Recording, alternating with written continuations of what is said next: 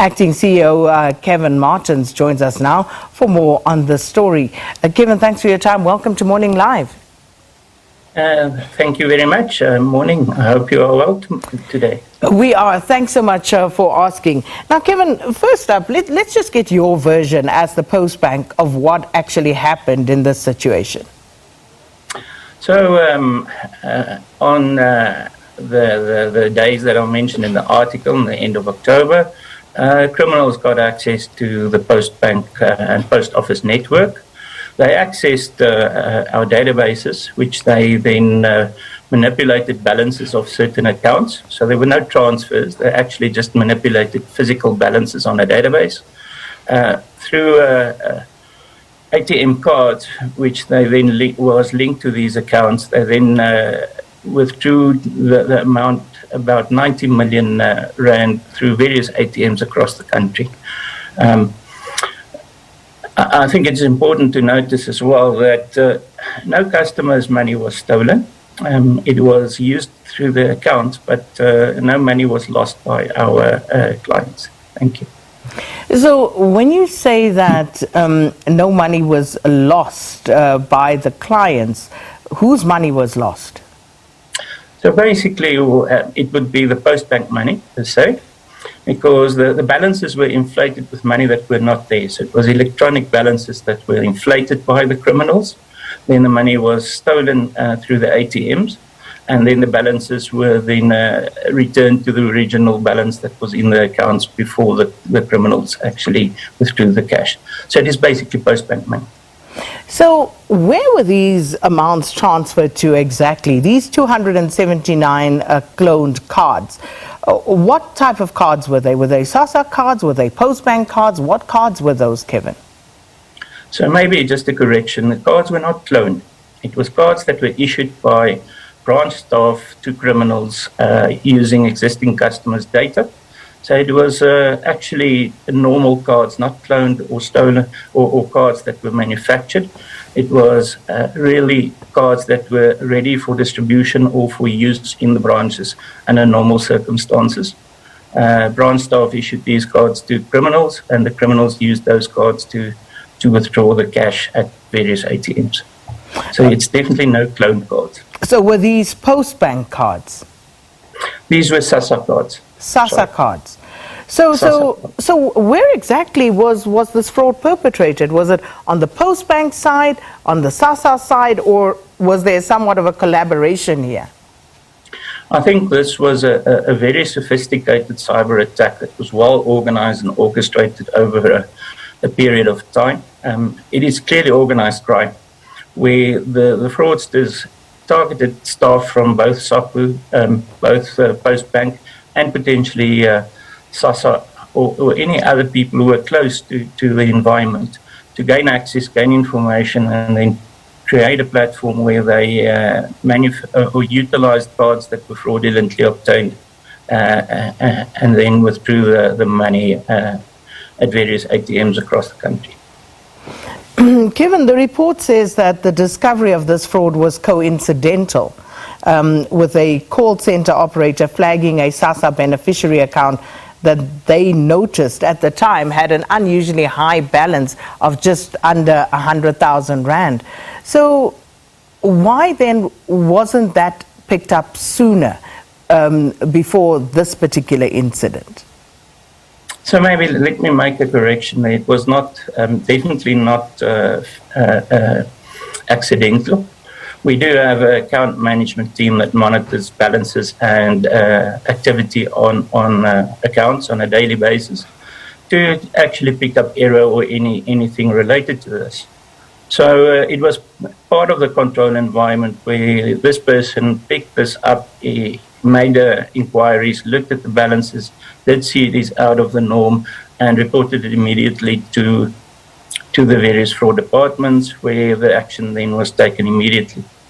If this was not picked up at that point in time, it would have been picked up in the daily balancing routines that happens at the daily end of day. So at which point was this picked up, Kevin? Because if indeed the system, as you have just described it, is working effectively, why wasn't it picked up earlier? Because this was 12 days of a looting spree for those who were perpetrating this crime. So why did it take all of that time before it was picked up? So maybe I think the way that these type of frauds happen is that the criminals do test the system by making small changes to the balances and test if their access is working. So up to the point where the big amounts were withdrawn, there was minor changes to balances or activity, 10 Rand or 20 Rand or 50 Rand, which did not really raise any major red flags.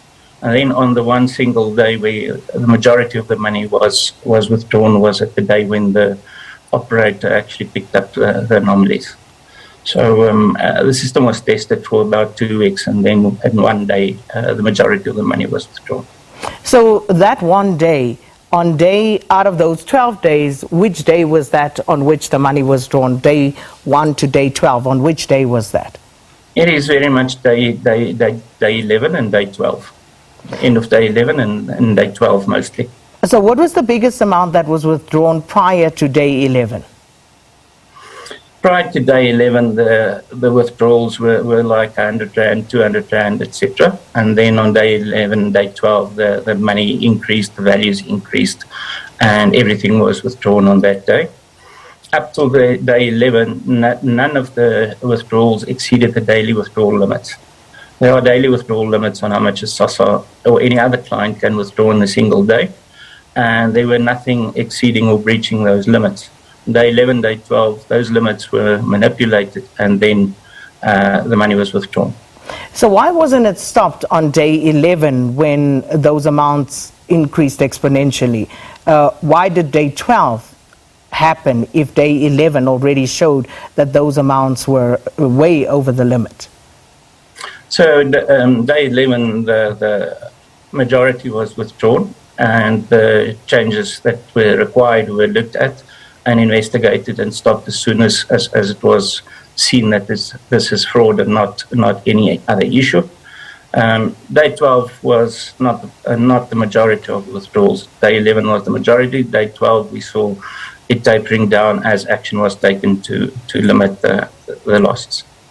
So Kevin, let's speak to your system. And it is said that it would have taken a large-scale cohort of people who knew the inner workings of the system and the practices that go with it. So firstly, how secure are the Postbank security systems with regard to the protection of your databases which have been hacked?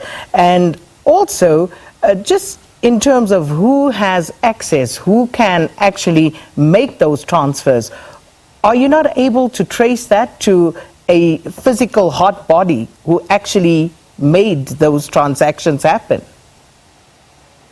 So I think we need to be clear, there's not a system failure in this state, that system security failed. People used authorized access that they gained illegally to do these transactions. They then created super users on the database with valid credentials to then access the database. It is not a system security issue per se, it is more a human problem. So the problem with trying to trace back to the human body is that the criminals actually deleted all the audit trails and all the audit logs to see who actually accessed the system at that point in time, which made it nearly impossible to trace it to one single individual. We do obviously currently have investigations underway to everyone who had access to the various systems and databases to see if these people were involved or not involved. And I can make it very clear, it is not the SASSA payment system that was at fault. It is purely individuals who basically abused their access right to create these fraudulent IDs that had full access to the system. But isn't that a weakness in the system, Kevin? The fact that you are unable to pinpoint who actually made those transfers?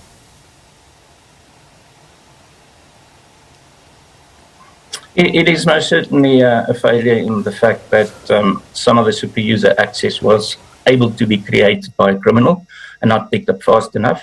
But these are things that we have rectified and did everything possible to make sure these type of issues are not able to happen. It is not a pure system issue. It is a human issue, and if the humans that are, or if the criminals deleted all audit trails and all audit logs, it's very difficult to see exactly where this was breached. And yes, it is true, you need to be much tighter on who has got access and who does not have access to any part of the system. But the point is, Kevin, your system allowed for that human issue to exist. Because if your system was watertight, how can someone just go in on the system and move money around without a paper trail? Or for them to erase it to the point where you cannot trace it back to an individual or several individuals? Surely people should be authorized. And how do these people get access to your system without going through the necessary checks and balances in the system? That means that your system is not effective.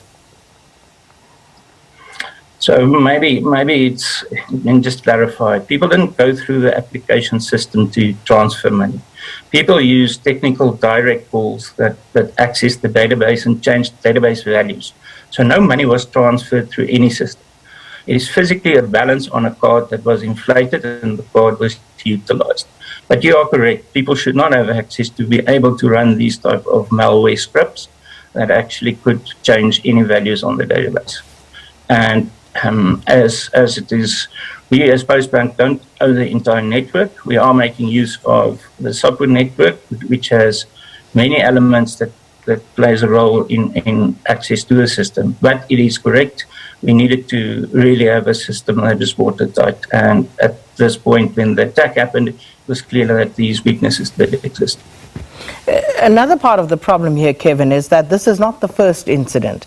In 2020, it was reported that the Postbank suffered a major internal security breach at that time as well, and that you were forced to replace about 12 million bank cards, obviously at a cost that runs into millions again, after, again, insiders compromised the personal data of millions of account holders, including social grant beneficiaries as well at that time, by copying a master key. So what sort of safeguards did you build into the system after that incident? I think the 2018 incident was different. As you said, it was a master key that was compromised. Since then, a lot of work has been done to safeguard, encrypt, and make sure that there's no access to those master keys and that the controls around that is watertight. That type of fraud will not happen again, as the controls in place that we have is much better than it was at that time, as I understand.